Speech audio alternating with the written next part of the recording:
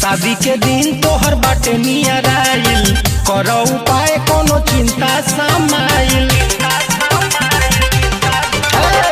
शादी के दिन तोहर बाटे नियर आइल, करो उपाय कोनो चिंता समाइल। कि आई महीनावा दू चार दिनवा बराली हो, कि आई महीनावा दू चार दिनवा बराली हो। जब होई कुछ परेशानी रानी एक सारा कराली हो, जब होई कुछ परेशानी रानी एक सारा कराली हो।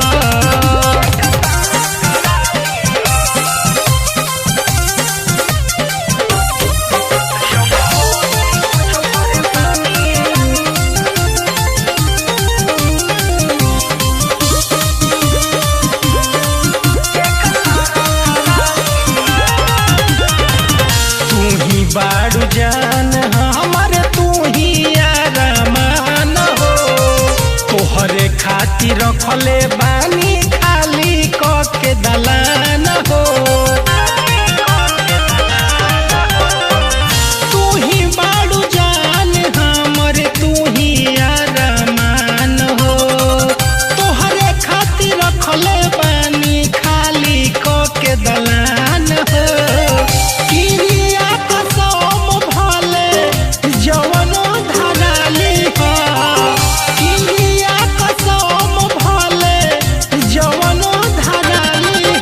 जब होई कुछ परेशानी रानी एक सारा कराली हो, जब होई कुछ परेशानी रानी एक सारा कराली हो।